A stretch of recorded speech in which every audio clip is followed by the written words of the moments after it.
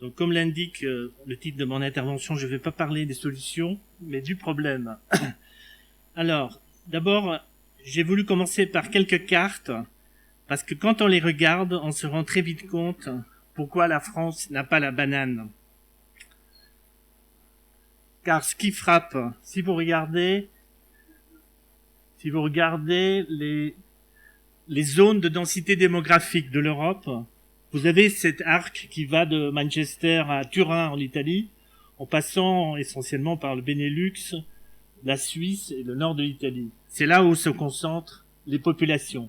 Si on regarde maintenant la densité des emplois industriels au kilomètre carré, vous voyez que c'est au même endroit là où habitent les gens. Évidemment, là où il y a des gens qui peuvent travailler, et c'est dans les activités industrielles. Donc vous avez une densité de l'emploi industriel.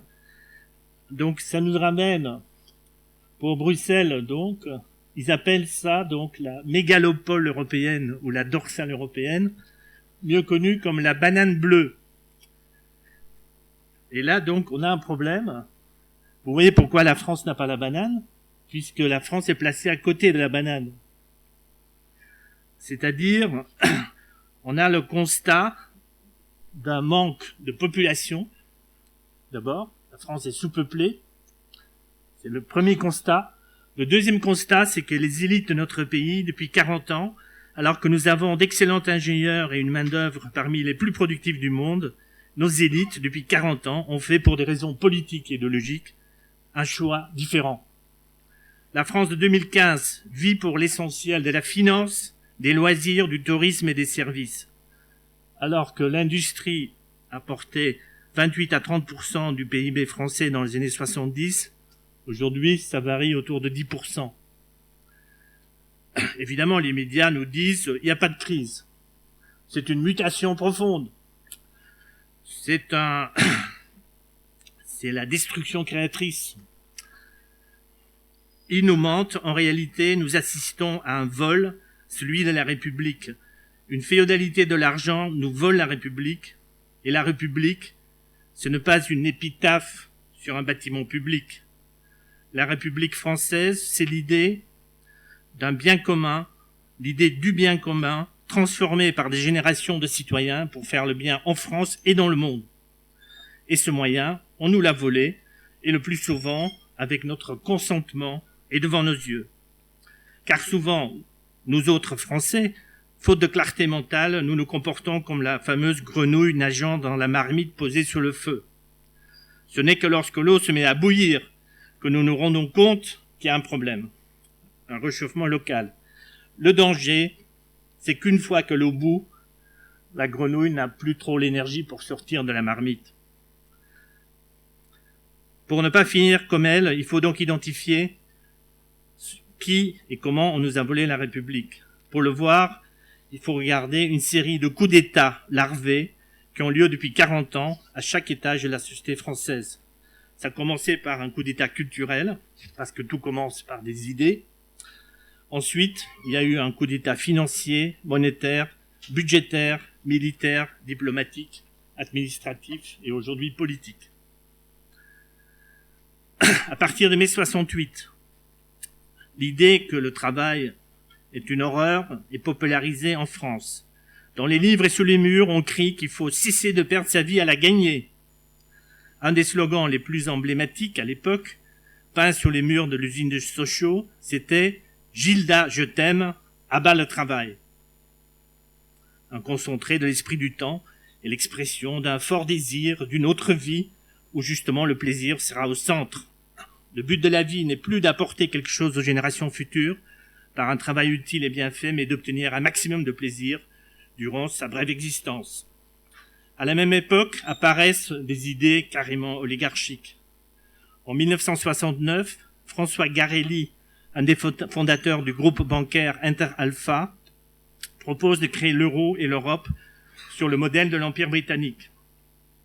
En 1972, le Club de Rome prône le malthusianisme, dont Christine Bière et Alexandre Noury vont parler par la suite. En 1979, l'historien Fernand Braudel, dans Civilisation matérielle, économie et capitalisme, affirme que ne sont pas les États, qui crée la prospérité et la civilisation, mais la somme de la cupidité des cités marchandes qui sont Venise, Anvers et Londres. Ensuite arrive le coup d'État monétaire. Une fois les De Gaulle et les Adenauer disparus et les frères Kennedy éliminés, les États abandonnent le contrôle de l'émission monétaire pour la livrer aux banques privées, elles-mêmes transformées en casinos. C'est la fameuse loi Pompidou-Mesmer-Giscard du 3 janvier 1973 qui oblige l'État à s'endetter auprès des banques privées, loi aggravée et remplacée par celle du 4 août 1993. Le 12 mai 1998, on pourrait dire qu'on privatise et on rend indépendant la Banque de France en l'intégrant au système européen des banques centrales, institué par le traité de Maastricht.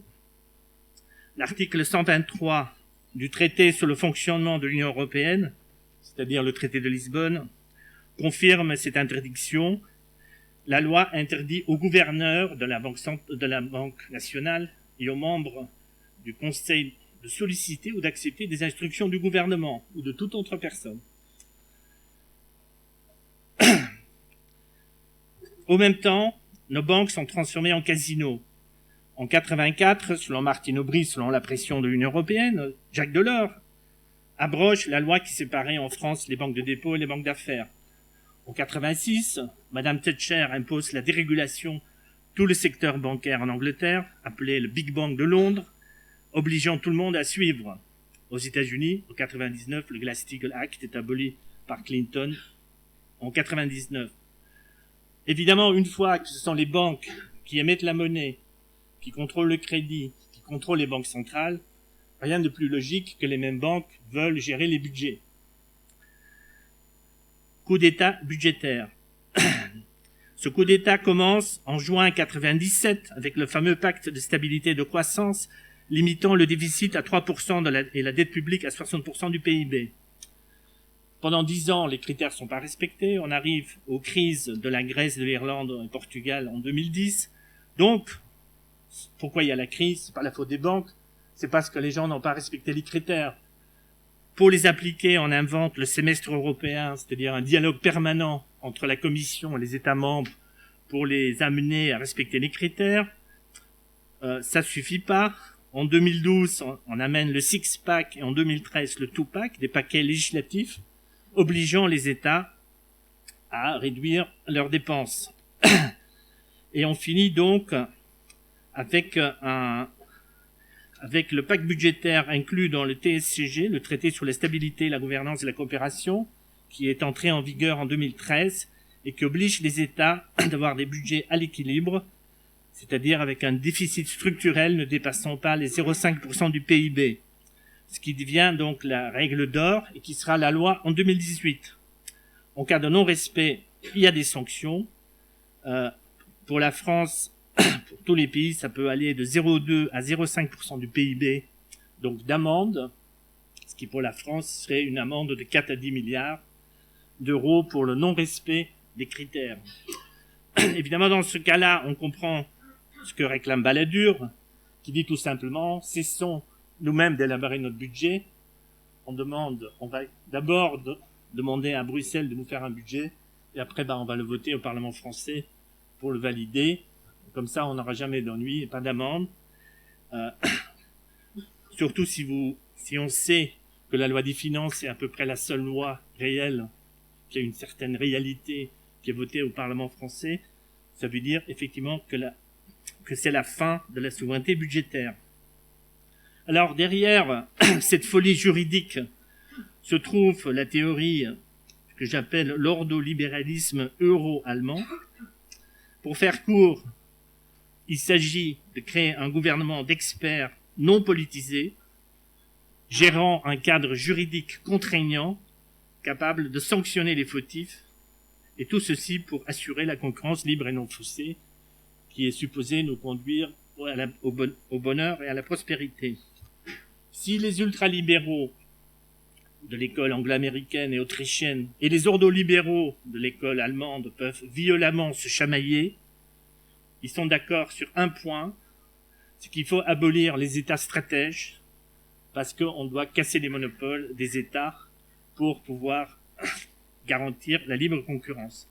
Donc leur arme, ça a été les privatisations pour casser les États. Alors si vous regardez depuis 86, la liste est impressionnante.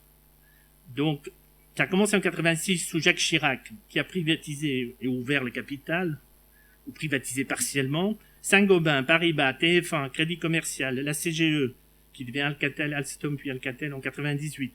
La Société Générale, Havas, Mutuelle Générale Française, la Banque du Bâtiment et des Travaux Publics, Matra, le groupe Suez, privatisé. Sous Balladur en 93, sont rajoutés Rhône-Poulenc, BNP, Elf Aquitaine, UAP, la CETA, Total, la Coface. Sous Juppé en 95, les AGF, la Compagnie Générale Maritime, Péchinet, Usinor Sacilor, la BFCE, le Crédit National, Bulle.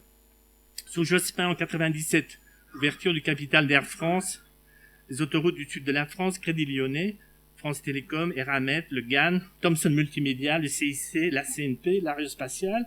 Sous Raffarin, les autoroutes Paris-Rhin-Rhône, la SNECMA qui devient Safran, la Société des autoroutes du Nord et de l'Est, le Crédit Lyonnais, Thomson. Sous Villepin en 2005, d'autres sociétés d'autoroutes, Gaz de France, ouverture du capital, le SNCM, EDF partiellement privatisé, Aéroport de Paris, la DCNS, sous Fillon, la Poste, GRT Gaz, sous Aéro, Safran, EEDS, Aéroport de Paris, Airbus. Donc, pour Manuel Valls, il reste très peu de choses. Plus grand chose à privatiser.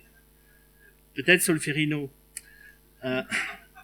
Il reste les hôpitaux, les écoles, les universités, la surveillance des autoroutes. Ce que vient de proposer Sarkozy en janvier, c'est d'avoir des vigiles privés pour assurer la sécurité des autoroutes.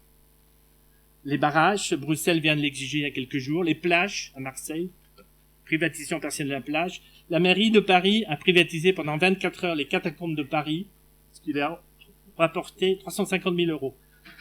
Le but, c'est pas de faire mieux. Le but, c'est de spéculer. Et tout cela ne suffit pas parce que donc le FMI vient d'envoyer une nouvelle avertissement à la France pour privatiser plus, couper les dépenses publiques, réduire l'endettement des collectivités territoriales, etc., etc.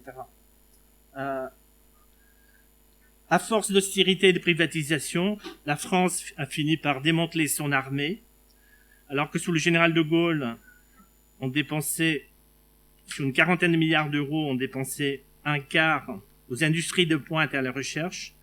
Aujourd'hui, c'est à peine 750 millions qui seront consacrés avec un budget militaire en baisse de plus de 20%. De toute façon, depuis que Sarkozy nous a ramenés dans le commandement intérieur de l'OTAN, on peut faire confiance aux États-Unis pour nous défendre. Évidemment, sous la menace du fisc américain, on nous a forcé la main dans la vente d'Alstom à General Electric, c'est-à-dire qu'on a livré les pépites technologiques les plus avancées et les plus stratégiques dans le domaine du nucléaire et du militaire aux gens qui vont nous défendre. En France, ce coup d'État prend actuellement la forme aussi de la fausse réforme territoriale, la loi NOTRe qui vise à désarmer toute opposition institutionnelle. Rien de plus logique que pour voler la République, il faut démanteler les instruments qui lui permettent d'accomplir sa mission. La clause de compétence universelle des élus est supprimée, ce qui en fera des simples exécutants d'un État manager. Donc dans ces conditions, il y a une bonne nouvelle, c'est qu'il n'y a aucune menace de coup d'État nouveau, puisqu'il a déjà eu lieu, sauf les élections.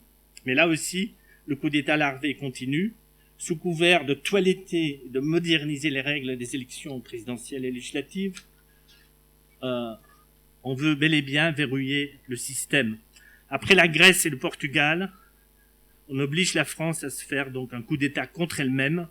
C'est exactement ce qu'a demandé en 2013 une note de la banque JP Morgan qui se plaignait des constitutions post-fascistes parce que vous vous rendez compte, ces constitutions, ça donne des droits constitutionnels aux gens et ça empêche les réformes. Donc dans la deuxième phase de l'euro, disait la banque, il faut supprimer les droits constitutionnels des gens pour que l'euro et le système actuel puissent perdurer. Évidemment, je pense que si vous êtes venu aujourd'hui, Et c'est le sujet de nos journées, c'est que vous n'avez pas envie de finir comme la pauvre grenouille dans l'eau bouillante. Merci.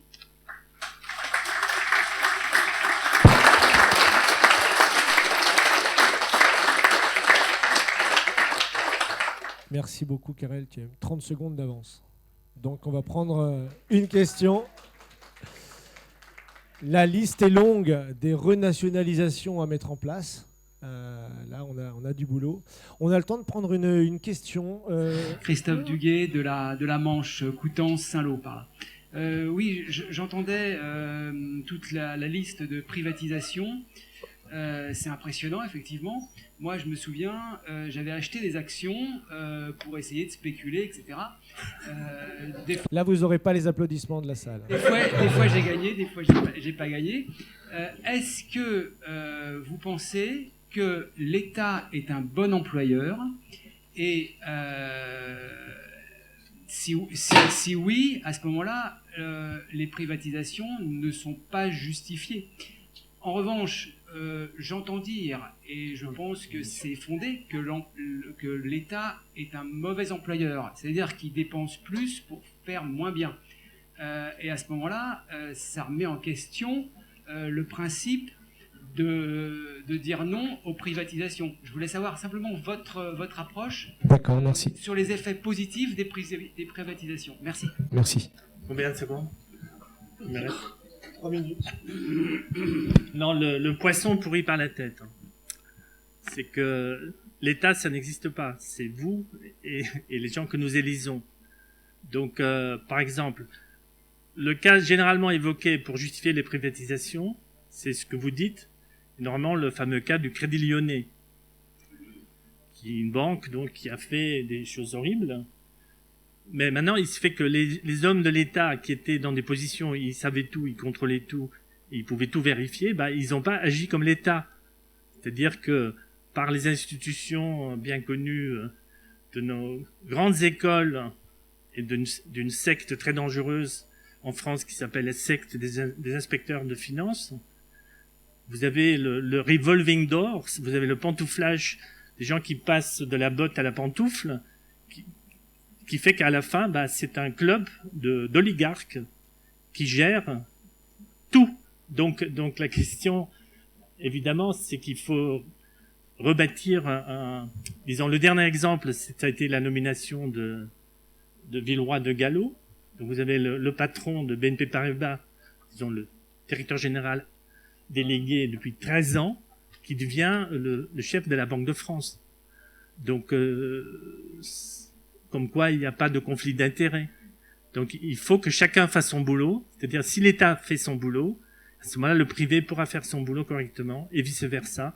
On a absolument besoin de l'un et de l'autre, mais il faut une intégrité et il faut un engagement commun au-delà des intérêts des uns et des autres, c'est-à-dire un horizon et une perspective de bâtir quelque chose ensemble.